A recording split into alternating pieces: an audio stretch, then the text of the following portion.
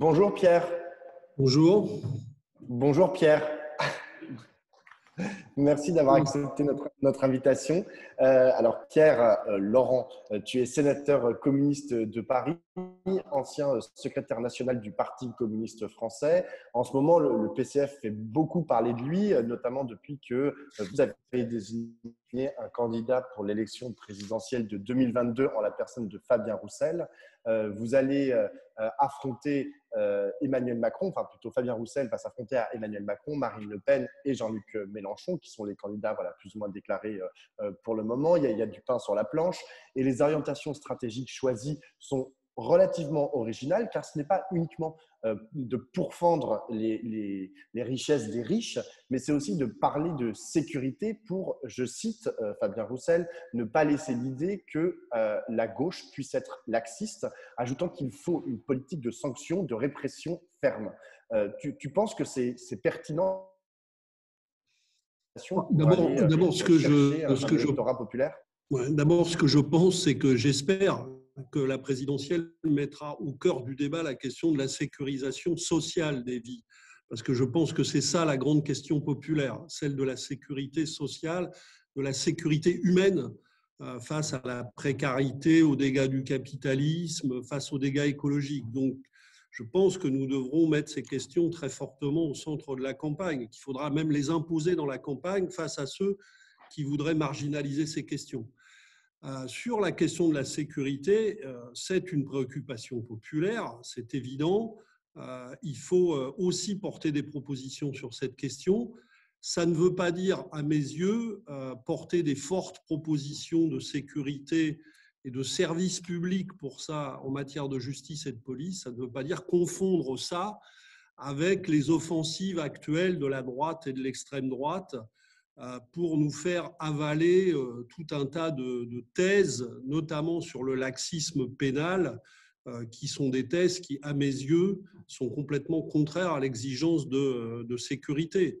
Donc, on a bien vu dans la mobilisation policière récente qu'il y avait tout un tas de mots d'ordre dans lesquels on ne peut pas se reconnaître et que nous ne pouvons pas cautionner.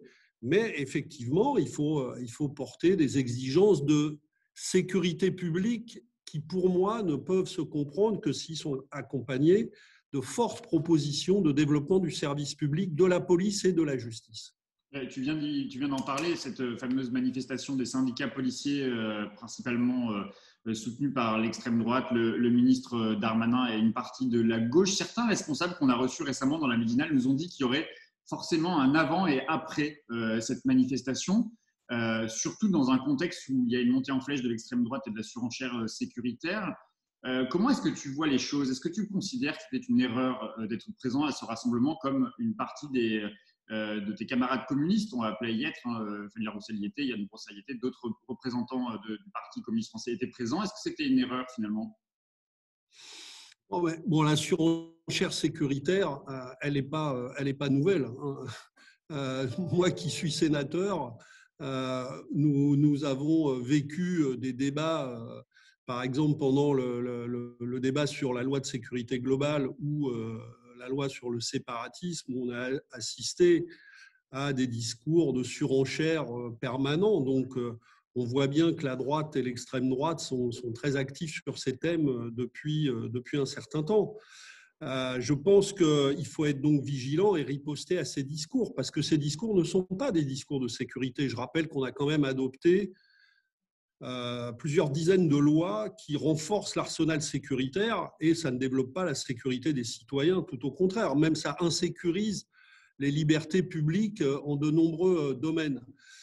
Donc moi, je pense qu'il y avait une ambiguïté à participer à cette manifestation, compte tenu des mots d'ordre qui étaient portés, notamment sur la tribune de la manifestation, par les dirigeants d'Alliance et d'autres dirigeants syndicaux qui ont cautionné des discours sur le laxisme pénal extrêmement dangereux. Bon, en même temps, je vois bien que il y a un souci chez Fabien Roussel de vouloir porter l'exigence de sécurité publique de nos concitoyens dans la campagne. Mais je le répète, je pense qu'il ne faut pas confondre cette exigence de sécurité avec des discours qu'on a entendus dans la manifestation des policiers. Donc je pense que il y a eu beaucoup de réactions à ça. Je pense que l'alerte a été entendue et qu'à l'avenir, on aura un discours qui tiendra compte du trouble qu'a provoqué la participation à cette manifestation. Quand tu parles de trouble, c'est au sein de la famille communiste, chez les militants communistes. Oui, bien sûr, il y a eu du débat, tout le monde le sait. Il y a eu du débat dans la famille communiste, parmi les communistes. Il y a beaucoup d'élus communistes qui sont très quotidiennement, notamment les maires, qui sont très quotidiennement confrontés à ces questions, qui travaillent beaucoup sur ces questions. Je pense qu'on devrait les écouter beaucoup parce qu'ils savent bien que ce dont ils ont besoin, c'est à la fois de moyens de services publics et d'une police républicaine qui soit une police de proximité. Et en même temps, ils ont besoin de beaucoup d'autres choses pour créer de la sécurité dans leur ville, et notamment de l'égalité républicaine en matière de services publics. Alors, tu l'as un peu dit, mais ce tournant un peu sur les questions de sécurité, il a été impulsé par Fabien Roussel. Fabien Roussel, donc, qui est candidat à la présidentielle. Est-ce que présenter un candidat à l'élection présidentielle, dans le contexte actuel de l'éclatement de la gauche, en fait, à quoi ça sert? C'est quoi la singularité aujourd'hui dans la période de la parole du PCF? Parce que ce n'est pas uniquement, tu l'as dit en introduction, ce n'est pas uniquement sur les questions de sécurité. Non, mais je crois que dans beaucoup de domaines, il y a un apport des idées communistes qui est absolument nécessaire au débat public et au débat de la gauche. Et c'est vrai en matière d'innovation nécessaire pour la sécurisation sociale de la vie, en matière de sécurité d'emploi et de formation, en matière de développement de la sécurité sociale. La pandémie vient quand même de révéler des failles béantes de la politique sanitaire publique. Et par exemple, le fait nous allons tenir dans quelques jours une grosse initiative pour la création d'un pôle public du médicament. Il faut reconquérir une souveraineté publique sur la production de médicaments, sur son contrôle, sur son développement, parce qu'on voit bien que le grand groupe pharmaceutique français Sanofi ne joue pas le jeu de la sécurité sanitaire des Français ou des Européens, mais suit des stratégies de rentabilité qui n'ont rien à voir avec ça, comme la plupart des grands groupes pharmaceutiques. Donc, il y a dans beaucoup de domaines, dans les domaines qui sont les domaines internationaux, dans les domaines de l'égalité républicaine dans tous les domaines, et de la lutte contre les discriminations, y compris territoriales. Donc, il y a beaucoup de propositions communistes qui ont besoin d'être mises sur la table. Mais évidemment, ça doit s'accompagner, à mes yeux, d'un effort aussi important, cet effort pour porter des propositions, d'un effort de rassemblement, de convergence, d'unité des forces de gauche, parce qu'on ne peut pas se résoudre à la perspective vers laquelle, pour le moment, on se dirige. En tout cas, c'est ce que disent les sondages, qui serait à nouveau un second tour Le Pen-Macron, qui sera un cauchemar, je pense, pour la société et pour beaucoup de gens de gauche. Donc, si on ne veut pas se résigner à ça, il faut mener de front le fait que les forces politiques qui veulent aller à la présidentielle portent leurs propositions politiques, mais un travail de convergence. Et je pense qu'il y a du pain sur la planche pour ça. Ça veut dire quoi, un travail de convergence? Ça veut dire que tu souhaites que chacun exprime ses positions, ses lignes et ses lignes de fracture, possiblement aussi pour l'élection présidentielle, mais qu'à la fin, tout ce monde-là, les écolos d'un côté, les communistes de l'autre, les insoumis de l'autre, finissent par obtenir une candidature unique. C'est ça qui se… Moi, je pense que si on veut faire avancer le débat dans la situation actuelle, parce que je vois bien quand même que tout le monde y va, je pense qu'il ne faut peut-être pas commencer justement par la présidentielle. On aurait pu commencer par ça dans des conditions différentes, mais au point où on en est, je pense qu'il faut que ce soit dans la société maintenant, que ce travail d'élaboration, d'engagement commun pour la législature se mène. Dans le travail public, il faut que les citoyens s'en mêlent de cette discussion. Je pense que le centre de gravité du rassemblement, ce n'est pas tellement une négociation entre les forces politiques au sommet maintenant. Il faut le faire émerger à partir des exigences sociales. Bon, par exemple, il y a la réforme de l'assurance chômage qui va entrer en vigueur, elle va provoquer des dégâts sociaux considérables. On voit bien que chez les jeunes, il y a des exigences fortes. Chez les travailleurs ubérisés, il y a des exigences de sécurisation. Ça émerge de différents lieux de la société. On pourrait travailler à faire converger ces luttes, à faire converger les acteurs de ces mobilisations, les acteurs des secteurs culturels, pour faire grandir du rassemblement à partir des citoyens et en mettant sur la table les propositions de toutes les formations politiques pour dire voilà ce que devrait être une vraie politique de gauche en matière de sécurisation de l'emploi pour les années à venir. Et faire ce travail dans beaucoup de domaines. Il y a la question démocratique. Macron est en train d'avancer. Il accélère la transformation du régime politique vers un régime de plus en plus autoritaire, de moins en moins parlementaire, de plus en plus monarchique. Là, il est en train de casser toute la haute fonction publique pour favoriser le recrutement d'une fonction de hauts fonctionnaires à sa main issus du privé. Bon, il y a beaucoup de domaines où il faut repenser la République. Donc, sur ces questions, par exemple, de la 6e République, il faut reprendre le métier pour dire ce que ça devrait être aujourd'hui avec tout ce qu'on connaît. Moi, je crois beaucoup à ce travail citoyen parce que je n'adhère pas du tout au discours qui dit que la gauche est en train de disparaître, qu'elle n'existe plus, que ça veut… Je vois au contraire des forces disponibles très importantes. Moi, j'ai été très surpris, agréablement, par la montée au mur des fédérés pour le 150e anniversaire de la Commune. Quand il y a 20 000 personnes qui débarquent, personne n'en parle. Aucun média ne parle de ça. Mais pour que 20 000 personnes viennent à cette manifestation, ça veut dire que les forces disponibles pour la transformation sociale restent dans notre pays extrêmement importantes. Et c'est vrai que pour le moment, la gauche politique n'est pas à la hauteur de ça. Donc, il faut peut-être reprendre d'abord le débat dans la société, en grand, pour faire bouger les lignes, et que les forces politiques, dont la mienne, mettent leurs idées sur la table dans ce débat citoyen. Je pense qu'on fera bouger les lignes plutôt comme ça, plutôt qu'on voit bien à s'invectiver sans résultat pour le moment. Pierre, la seule question de la candidature présidentielle. Tu as été, Pablo l'a rappelé tout à l'heure, tu as été le premier secrétaire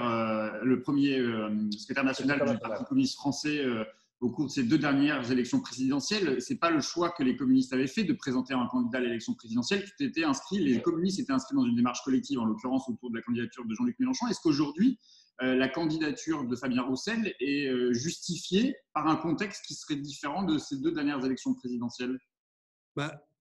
Évidemment, nouveau contexte. Pourquoi ? Parce que la vraie aventure collective à laquelle j'avais participé comme secrétaire national, ce n'était pas la candidature commune, c'était la création du Front de gauche.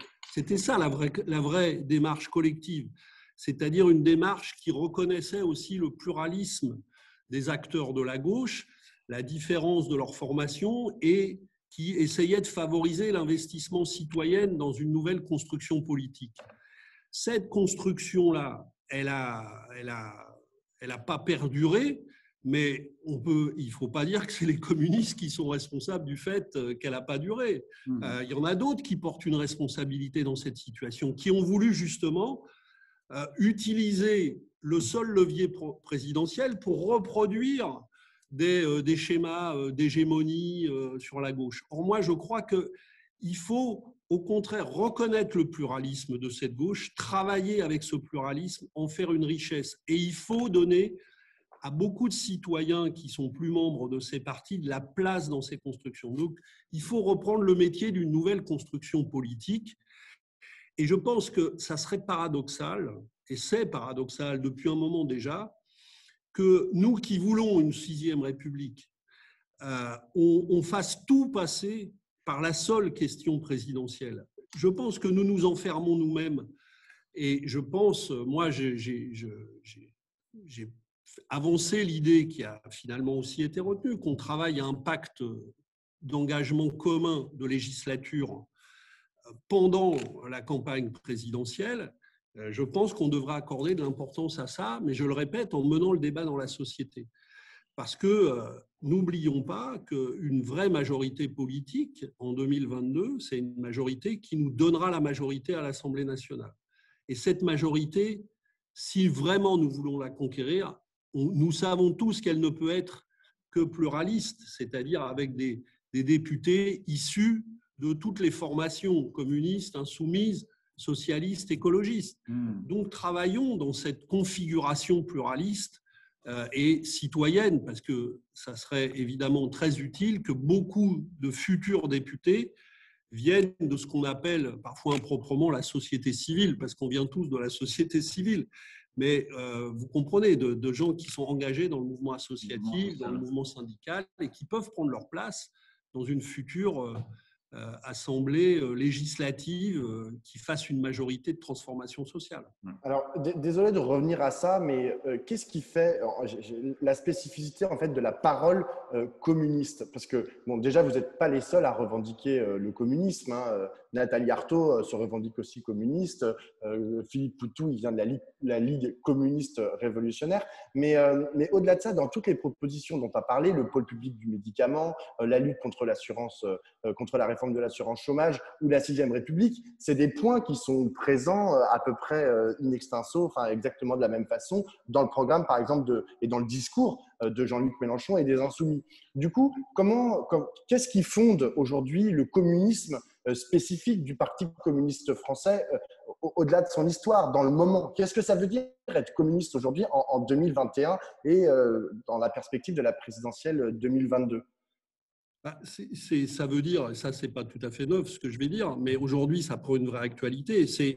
Nous sommes une formation politique qui pense qu'il faut changer de système économique, c'est-à-dire qu'il faut passer à autre chose que le capitalisme et donc pas seulement l'aménager, le transformer en profondeur. Et aujourd'hui, ça veut dire par exemple fondre dans des combats communs les exigences sociales et écologiques. Par exemple, une originalité du Parti communiste, je pense, c'est d'accorder une très grande importance à la question industrielle. Parce que nous avons besoin d'une nouvelle industrialisation du pays, après une phase massive de désindustrialisation qui fait que nous consommons des produits que nous produisons, qui sont produits à l'autre bout de la planète avec des dégâts sociaux et écologiques considérables. Donc, il faut reconquérir industriellement le pays. Mais il faut le faire, évidemment, pas avec les industries d'hier, ou plus exactement, pas avec les mêmes produits, pas avec les mêmes productions, en donnant beaucoup plus de pouvoir aux salariés, voire en leur donnant la propriété de pans entiers du monde économique. Donc, il faut allier des objectifs socio-écologiques dans la reconquête industrielle. Ça, c'est une question qui, je pense, peut identifier. J'ai parlé des questions démocratiques.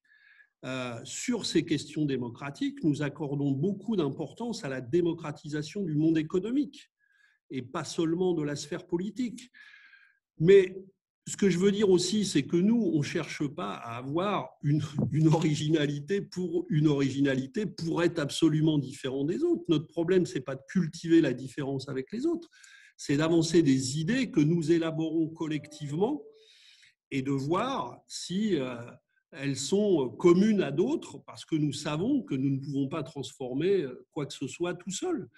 Donc, je pense que ça va de pair de verser nos idées au débat politique et de travailler à des convergences. Ce qui me désole parfois, je dois le dire, mais là je ne parle pas du Parti communiste forcément, je parle de toutes les formations politiques, c'est qu'au lieu de vouloir faire avancer les deux en même temps, il y a toujours des formations politiques qui pensent qu'elles doivent dominer à elles seules tout le paysage de la gauche et puis qu'ensuite tout le monde va se rallier à elles. Mais ça ne marche pas, ça. Et je crois que les citoyens eux-mêmes, maintenant, veulent leur propre autonomie dans la sphère politique. Donc, il faut laisser de l'autonomie à tout le monde, aux formations politiques et aux citoyens, mais en travaillant les convergences. Donc, finalement, je pense que ce qui manque, c'est qu'on soit un peu plus créatif au plan politique. Il faut, c'est des nouvelles constructions politiques. Les constructions politiques de demain ne ressembleront peut-être pas à celles qu'on a connues hier, et c'est ça qu'il faut essayer d'inventer en marchant. Mais il ne faut pas perdre de vue, effectivement, qu'il y a d'énormes dangers en 2022, parce qu'il y a des possibilités de changer, mais il y a d'énormes dangers en 2022 avec la droite et l'extrême droite. Donc, il faudra prendre nos responsabilités Donc, regardons comment la situation évolue et on verra où on en est à l'automne prochain, au printemps prochain, face à cette situation. Pour le moment, essayons surtout de lever de l'espoir dans le pays. Arrêtons de répéter que tout est désespéré. Essayons de lever de l'espoir et des dynamiques populaires et on verra ce qu'elles donneront. On entend dans ce que tu dis une candidature communiste, oui, peut-être pas jusqu'au bout en fonction des circonstances. C'est ce qu'on peut comprendre. Quand quelqu'un se lance dans une élection présidentielle, il dit forcément qu'il souhaite aller au bout. Et d'ailleurs, parce qu'on adresse cette question au Parti communiste, c'est ce que disent tous les autres candidats. Donc, moi, je me dis, levons des dynamiques, que chacun y participe, des dynamiques populaires et citoyennes fortes, recréons de l'espoir, et puis avançons ensemble et on verra où tout ça nous mène. Pour le moment, les dynamiques ne sont pas assez fortes. C'est de ça dont il faut surtout s'occuper. Justement, avant l'élection présidentielle, il y a les élections départementales et régionales qui arrivent dans quelques jours. On a vu la stratégie du Parti communiste français, comme les autres formations politiques, d'ailleurs, des stratégies à géométrie variable avec des accords différents d'une région ou d'un département à l'autre. Le week-end dernier, il y avait aussi une élection législative partielle dans le 20e arrondissement de Paris, la 15e circonscription de Paris. Tu es toi-même sénateur de Paris. Tu penses quoi de ce second tour? On a vu les candidats communistes de cette circonscription faire un très bon score de plus de 10% d'ailleurs au premier tour. Il n'y a pas de consigne de vote des militants du 20e arrondissement pour ce second tour. Le Parti communiste français avait fait un communiqué beaucoup plus général sur l'ensemble des circonscriptions à l'échelle nationale où ils appelaient finalement à voter pour le candidat le mieux placé en tête du premier tour. Retournement de situation ce matin sur France Inter où Fabien Roussel s'en remet à la décision des élus communistes, et des militants communistes du 20e arrondissement. Toi, tu dis quoi? Il y a quand même deux visions de la gauche qui s'opposent ce dimanche entre Daniel Simonet de la France Insoumise et Lamia El Harraj du Parti Socialiste. Vous êtes des responsables politiques, votre parole est entendue. Qu'est-ce qui se joue dimanche prochain? Moi, j'ai envie à ce propos-là de faire respecter la parole des militants communistes du 20e, puisque j'en suis un et que j'étais à l'Assemblée générale des communistes du 20e arrondissement lundi soir, et que je suis un électeur de cette circonscription. D'abord, il faut quand même regarder ce qui s'est passé au premier tour, effectivement, parce que, avec malheureusement beaucoup trop d'abstention. Mais il y a des raisons aux très bons résultats communistes qui a surpris beaucoup de monde, il faut le dire, dans cette circonscription. Je pense que c'est l'authenticité de nos candidats. Deux jeunes salariés qui sont tous les deux, l'une et l'autre, des enfants du 20e qui vivent la condition des habitants du 20e. L'un, Thomas, est un infirmier. Nous avons beaucoup mis en avant cette bataille pour porter la question sociale. Et je pense qu'il y a énormément de gens qui se sont reconnus dans cette campagne pour cette raison. Et puis peut-être aussi l'usure des polémiques à gauche qui fait que cette candidature qui n'est pas tombée là-dedans est apparue comme une candidature nouvelle. Je pense que tout le monde devrait réfléchir à ça parce que le résultat de la candidature communiste dans le 20e, elle n'est pas tombée du ciel. Elle est le résultat de choses qui devraient être regardées un peu davantage. Alors, effectivement, il y a une discussion parmi les communistes du 20e, puisque l'autre bonne nouvelle de la législative, c'est que la droite est éliminée, donc on est sûr d'avoir un candidat de gauche, à nouveau une députée, puisque c'est deux femmes, une députée de gauche dans le 20e.